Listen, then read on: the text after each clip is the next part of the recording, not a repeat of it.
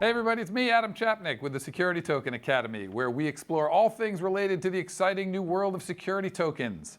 Today, we're covering the future of security tokens, so please stay tuned at the end of the show for a special announcement. You will not want to miss it.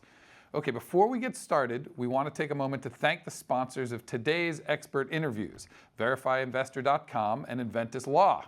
As always, we appreciate your support. All right, I'm here in LA for today's show. Now, let's bring in today's guest, Carlos Domingo, CEO of Securitize, who joins us from San Francisco. Carlos, thanks so much for helping us out today. Hi, Adam. How are you doing? Thanks for the invite to the show. Great. Yeah, it's good to have you. So let's start with regulations. There's been a lot of excitement around security tokens, obviously, lately. Do you view the U.S. regulatory pressure on ICOs and utility tokens? Do you think that's driving the move to regulated security tokens in the U.S.? I think yes and no.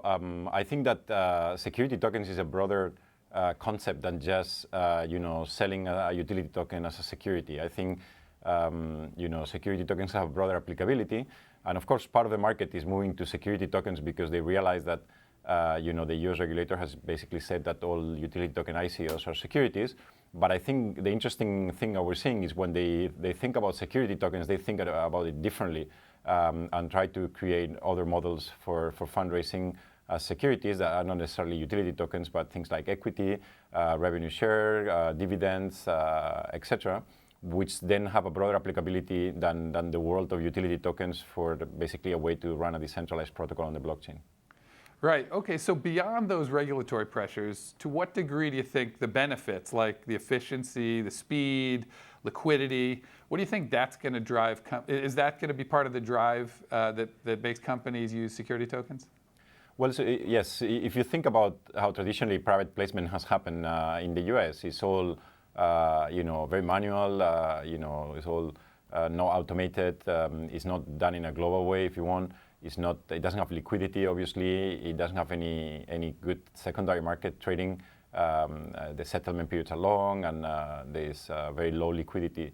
That market is a huge market. Last year in the US, according to a recent article from Wall Street Journal, there was $1.6 trillion of private placements only in the US. We think worldwide is close to $3 trillion. And that's done in a very inefficient way that, issuing a security token on the blockchain can actually solve many of the problems.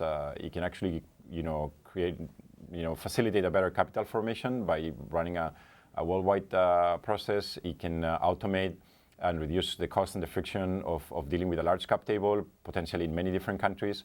And it can also provide liquidity by integrating with all the upcoming security token exchanges. So we think that that's going to be the main driver for people to move to security tokens from traditional private placement, and not just necessarily as a replacement for the guys doing utility tokens today do security tokens tomorrow. Yeah, well, we here certainly agree with you. So that's super exciting. All right, now what about Securitize? Walk me through how let's say I'm a new issuer and I want to create Atom coin. How do I use Securitize? Do I use your coin? Do I use your code to build my coin? How do I do that? So first, we don't have a token for Securitize. We think that creating a utility token for a security issuance platform adds unnecessary friction and not necessarily adds any value. So we've taken the decision to not to issue a Securitize utility token to use the platform. We are a software as a service business. We enable an issuer to basically, within 2 weeks, get their own entire website with all the tools they need to manage the investors and to manage the issuance process already ready there. So basically, people can come there, investors can register, can pass KYC, can pass AML, can pass the accreditation process in a number of jurisdictions, major ones primarily, can then submit payments, can sign subscription agreements online, can submit tokens, wallets, to get their tokens there, etc. And that's what the investor sees. And then the other side of the business is what the issuer sees. So the issuer has basically all the admin tools to basically manage the process, know how many investors come on board, where they are in the process, how many have passed KYC or not, if they fail, if they manually need to go and intervene. They can know how many they've sent money but haven't signed a subscription agreement, or how many they've sent money but haven't submitted a wallet. And then we have the token issuance part of it, where we basically will create the security token that the customer is telling us. We'll do the smart contract, and they'll have a console where they can actually manage all the process about how tokens are being issued. And and to whom, and what are the lockup periods, depending on the regulatory framework and depending on the country of the investor, etc. And then finally, the most important thing that people tend to miss is that once you finish the issuance, the job is not finished because you need to first manage the cap table, and in some cases you might have to do governance, implement governance tools. You might have to, issue dividends in a periodic way, and you need to monitor that process, understand whether it's working or not working, etc. And you need to basically integrate with exchanges to be able to make sure that all the tokens, the security tokens of one particular issuer, are all within the regulatory framework or of the countries where those investors are. And for that, it requires a lot of work and integration with exchanges, which we are now in the process of doing as well. That is staggering in the amount of work that you're putting into that. So you're going to handle all of that, including the compliance from country to country? So our platform is an enabling platform for the issuers. So compliance at the end of the day relies on the issuer. What we do is we provide a number of tools, a number of things built into the platform that enable them to basically manage the process. Tremendous, tremendous. Okay, so Carlos, we like to ask about predictions here. So people speculate about the use of security tokens compared to utility tokens. When do you think this brave new world of security tokens, the security tokens will be used more than utility tokens? When's that coming? I think in terms of number of ICOs, so if you look at the volume of ICOs versus STOs, I think at the end of this year, you'll probably have a good chunk of the ICOs that are security tokens, probably somewhere between 20 to 30%. I think there's been already very large utility token ICOs like Telegram that already will make it difficult for security tokens to be bigger. But I think 2019 is the year where I believe we're going to see that the volume of issuance for security tokens is going to be much bigger for utility tokens. Because also importantly, the second part of this year, liquidity is coming to the market with all these changes that are coming live, and that's going to make people realize that this is a very good way of doing private placements or of tokenizing real-world assets. And when that kind of dynamic happens in the market, it will definitely become much bigger than what we see today with utility tokens. Right. So how do you see that liquidity? You mentioned the liquidity that's coming this year. Last year, with all the ICOs that went live under Reg D, the lockups are ending this year. Are you talking about some of that? Are you looking at that as a good thing, as an exciting thing? So first, the liquidity is not necessarily just the US only, right? So a lot of the Reg D offerings don't have the same restrictions when they do Reg S in other countries. So in most countries, there is no lockup period for 1 year. So I think you'll see that many recent issuance get liquidity not from the US but from other countries. Of course, in the US, you'll have to wait 1 year for a lockup period. We're also working with Bancor in creating the version of the Bancor protocol for security tokens, which then the investor is basically trading against the issuer. And in that case, there is no 1 year lockup period for Americans because you're not trading to another investor. So I think that will help as well to bring some liquidity to market. But certainly, I think this year we'll see 50 to 100 security tokens being issued, and then most of them will actually come to market with full liquidity next year. Got it. How, for our viewers, is there a differentiation between accredited and unaccredited investors' ability to participate in the security token platforms in the market that's coming? So that depends on the jurisdiction where the investor is. Every country has different rules for who can invest on an unregistered security. Let's say a security has not been registered. And it also depends on whether the security has been registered or not. Obviously, if you register securities, you can then go to retail investors. In the US, most of the security token offerings that I'm seeing, they use Reg D. One of the exemptions, either 506B or 506C, and in that case, you're only allowed to sell to accredited investors and not to retail investors. But I've seen some people already started doing small raises using RegCF, which allows you to raise up to $1 million from retail investors. I think soon we're going to see some people filing for Reg A+, which allows you up to $50 million, including also retail investors. So that's the US situation. But if you look at Europe, in Europe, the regulation is different. In some countries, you can actually bring a small part of retail investors for an unregistered security, and then there's people there, like the crowdfunding sites there, that they have licenses that actually allow them to bring millions of dollars from retail investors as well as unlimited from accredited investors. So I think that yes, it depends on the country basically. Right, that is super helpful. Okay, so it seems that security tokens can be used, generally speaking, there's two different types of activities. In some cases, you've got the new and emerging companies that are going to be using the regulated security tokens to raise money. In other cases, people will be tokenizing, as I think you were mentioning a minute ago, the existing assets globally. There's real estate, there's all kinds of others, whether it's wine, anything. Can you explain for the viewers the difference in these two different applications of security tokens? So one way of, I think there's kind of three things if you want. One is some utility tokens, so some companies that are planning to do a utility token, and they are legitimate utility tokens, but of course the problem is the moment they sell the utility token to investors, they're actually, the transaction is like selling a security, and then they're turning the token into a security, and at least this is what the regulator has said in the US. So I think those guys will still continue doing their utility token, but they'll use a security token as a fundraising mechanism and decouple the two, which I think is a very good method, and one of our customers is already doing that. Then you will see companies that were doing traditional private placements, and this could be VC funds, like we have Spice VC in our case that did it, hedge funds, or other type of businesses that maybe they have nothing to do with the blockchain, but they choose a security token offering as a better way to do a private placement because of all the advantages that we have discussed, right? So less friction, lower costs, better capital formation, liquidity, etc. And then the third one are people that are basically going to try to provide liquidity to assets that are physical assets by basically tokenizing and giving fractional ownership to investors against the asset. And there is where you're going to start seeing real estate. Obviously, that's a no-brainer because it's a $250 trillion asset class in the world with many trillions of dollars of transactions happening every year, but that is traditionally difficult if you want to own a piece of a large building, an iconic building, or a hotel or things like that. It's not simple to do it. And then the other one that I think is very interesting is art. Art as an asset class is a multi-trillion-dollar asset class that has a very low trading volume. It's less than 100 billion a year. And fine art especially, is being appreciated in value over time, much better than stocks or Fortune 500 or other things. So I think that the fractional ownership that security tokens bring to that space could actually be very interesting to allow people to invest on that asset class. Yeah, absolutely. So when it comes to your company at Securitized.io, are you guys focused on one of these kinds of uses more than another, or are you totally agnostic?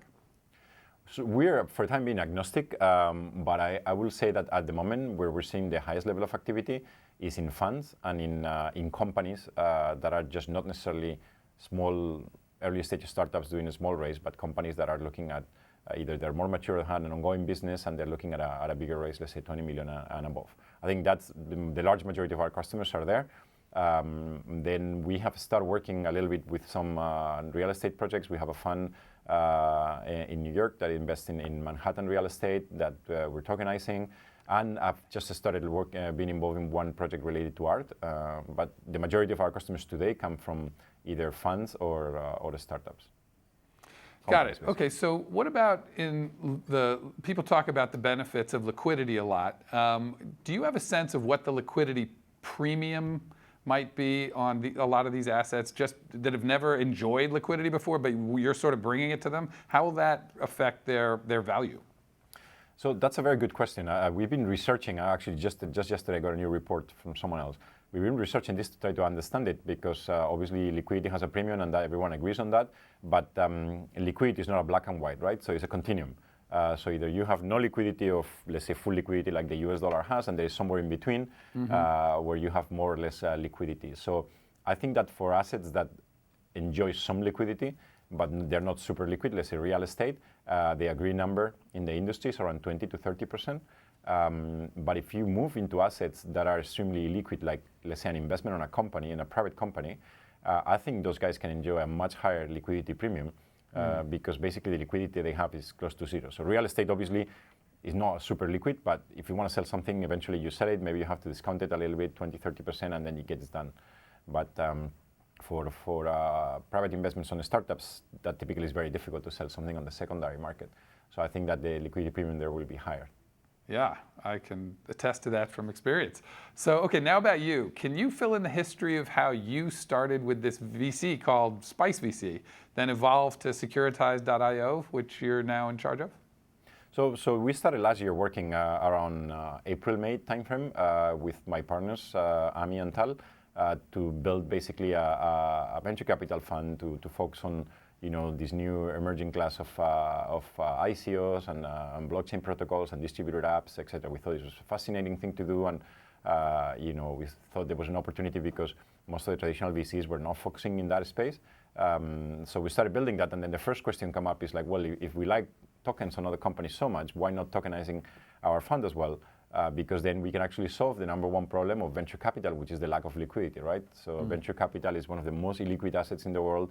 You basically put money for 5 years and it takes 7 to 10 years to basically get any returns, basically also because the underlying asset is also very illiquid, right, which are startups. So then in May, we saw that here in San Francisco, a company, venture capital called Blockchain Capital, they actually did tokenize a portion of the fund and they raised $10 million and with a very similar idea. And they were the first guys doing a security token. So we thought this is great. That's exactly what we want to do. We wanted to design the token in a different way, so the token actually holds the direct economic interest on the fund, but it basically was the same thing. And obviously it became very clear to us, well, this is a security token. This is not a utility token. We cannot just sell it at an ICO like other people are doing in the market because we will be doing something illegal.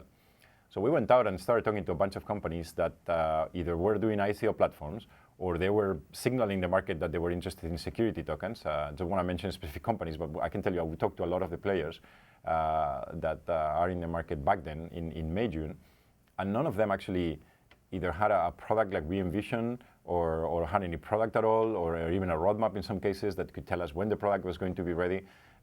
So my partners and I, at the end of the day, we are tech entrepreneurs, and I've been products all my life. So I figure, okay, this is something we can actually do for ourselves. Let's invest a little bit of money and go and build our own platform for issuance of a security token for Spice VC. So we hired a CTO, Shai, and then some engineers, and started basically building our own platform. And by the end of last year, when we announced to the world that Spice VC was open for investment, and that this is how you actually invest, and this is the platform where you come, and these are screenshots, and a lot of people started contacting me and saying, like, well, this is pretty cool. So who is doing the platform for you guys? And we're like, no one. It's our own platform. We just build it. So at some point in time, we took the decision that this was going to become like another business line. And so I brought on board my partners in Securitize, Jamie Finn and Tim Reinders, who were the first original investors in Spice VC. And then we kind of agreed to separate the two business and have Spice VC running on its own with Ami and Tal leading there, and myself with Tim and Jamie leading Securitize and basically creating the company. Got it. Okay. So amazing. How do you see Securitize now working with these security token trading platforms? Are you guys planning on being a trading platform, working with them, both? No, we're not planning for the time being, and probably never, to be a trading platform. I think that primary issuance, enabling primary issuance or facilitating primary issuance, this is where we want to focus. I think that there's plenty of business there. I think that if a primary issuer becomes a trading platform, it's going to be in competition with its partners. So we don't want to do it. At the moment, we are talking to pretty much everyone that has publicly announced that they are going to do a trading platform for security tokens, and trying to make sure we have an understanding of what are the listing requirements, so we can make sure the customers we take will be listed there, and we also integrate at the protocol level to make sure the tokens that we issue on primary issuance, they are tradable on the secondary market on their platforms. Great. All right. Well, thanks so much for joining us today, Carlos. Best of luck with all of your ventures. Okay. Thank you very much. Today's broadcast is part of our expert series of live online discussions on the new and fast-moving security token industry. On our website, you'll find more videos and information about security tokens. When you sign up on our site, you can also join the conversation by adding your comments and questions, and receive our newsletter to find out about new videos and events from the Security Token Academy. You can also follow Security Token Academy on Medium, Telegram, Twitter, Facebook, and Meetup.com. And make sure you subscribe to our YouTube channel. We've got a lot of exciting activities coming up, including the first ever Security Token Summit on how exchanges and token trading platforms are taken on Wall Street. This event will be held at the Conrad Hotel in New York City on June 11th. You won't want to miss out on being part of this important conference, bringing together the major players in the security token trading and exchange industry, including Alpha Point, CoinList, Start Engine, T0, Templum, and others. Plus, David Wield, the former vice chairman of NASDAQ, will be a keynote speaker. You can learn more about the event and get your tickets at securitytokensummit.io. Recently, Security Token Academy caught up with Jeremy Gardner from Ausum Ventures. We talked to him about the significance of security tokens, and here's what he had to say. In terms of what's going on right now, there's a lot of regulatory uncertainty that's becoming a little more clear. And here everybody's talking about ICO 2.0, the security tokens, STOs. Yeah. Do you think all of that is significant, and if so, how? Oh, absolutely. So with Augur, I helped create the very first utility token ever. But at Blockchain Capital, I actually helped create the very first security token ever. And so I've been down both those roads. And which was the first security token? The BCAP token.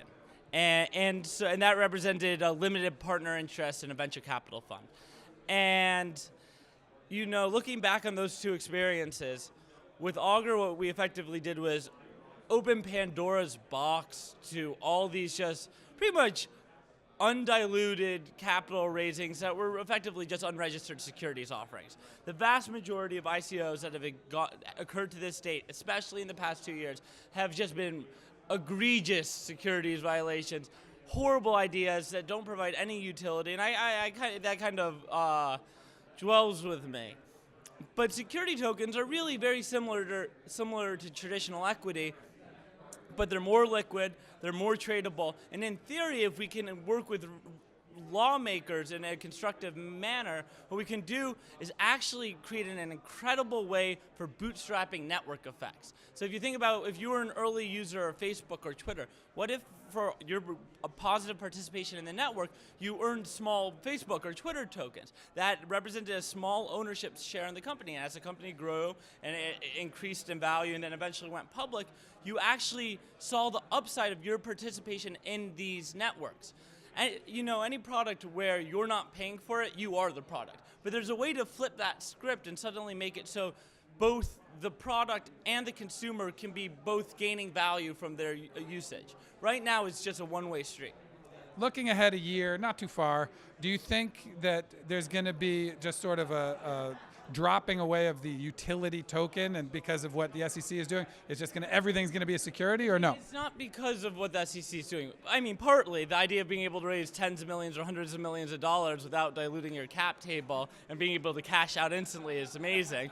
But I mean, not that I was never supportive of that, but security tokens just make more sense for 99.5% of the teams that have done an ICO or are considering doing one. Trying to force utility onto a product that doesn't need it is crazy, but a security token makes a bunch of sense. So yeah, within 2 years, security tokens will be the largest crypto asset in the world, and possibly within a decade, they'll be the largest asset class in the world. Because blockchains enable the world to become a stock market. You can tokenize anything that has value and scarcity, and thus, there's a tremendous amount of potential that exists when you have this kind of decentralized mechanism for representing value. Right. A lot of people are excited about the tokenization of global assets and things that nobody usually thinks about as fractionalized. Real estate, intellectual property, artist royalties. I mean, it's so expansive. If it is valued and scarce in the real world, in theory, you can tokenize it. Okay, now for our big announcement. We're excited to let you know that Stephen McKeon has been named Chief Strategy Advisor of the Security Token Academy. McKeon is a finance professor at the Lundquist College of Business at the University of Oregon, with prior experience including a venture capital-backed internet startup and co-founding a commercial-driven software company. As an expert in crypto assets and security issuance, he's appeared on CNBC, and his work has been cited in outlets including the Wall Street Journal, Financial Times, and Forbes. So welcome, Stephen. We're glad to have you as part of our team. Before we wrap today's show, we want to give one more shout out to our sponsors, VerifyInvestor.com and Inventus Law. Thanks again for tuning in to all of you. And as a reminder, you can keep up with the Security Token Academy on Telegram, Twitter, Facebook, Medium, and Meetup.com, and by subscribing to our YouTube channel. You can also sign up on our website at SecurityTokenAcademy.com for updates on new videos and events. That's it for today. For Security Token Academy, I'm Adam Chapnick.